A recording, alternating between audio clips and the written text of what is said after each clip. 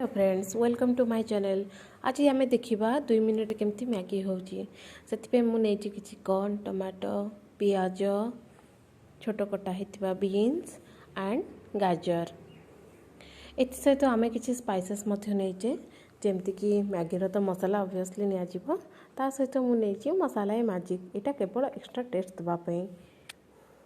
बर्तमान देखु पानी संपूर्ण रूपे गरम हो सारी तो ये आम कटा ही रखि सब वेजिटेबल्स को एकाथर के ऐड करदेबा। देखु केते कलरफुल देखा जाउछि।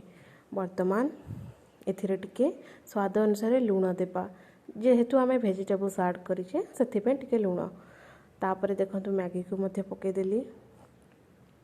वर्तमान मैगी ऊपर सब प्रकार मसला जेमती कि मैगी मसला तो ऑब्वियसली पड़िला।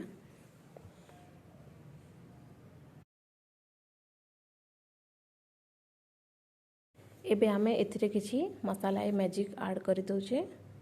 गोटे पैकेट नो हाफ पैकेट मध्य चलिबो एवं मु एथिरे किछि ऐड करूची चिकन मसाला। एटा कंप्लीटली ऑप्शनल जेहेतु मते पर्सनली बहुत भल लागे मु ऐड करूची। एबे मैगी को आमे 1 ରୁ 2 मिनिट पर्यंत एमती ही कुक हवा को छाड़ी देबा। मैक्सिमम 1 मिनिट रे ही मैगी रेडी हे जिवो।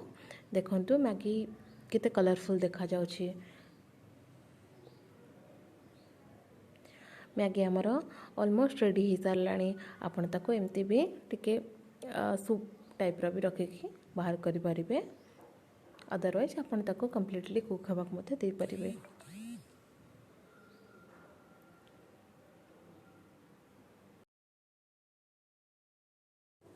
मैगी आमर कंप्लीटली हो जाइए। वर्तमान आम गैस रो स्विच को ऑफ कर देबा एवं ताको गोटे सर्विंग प्लेट को काढ़ी नेबा।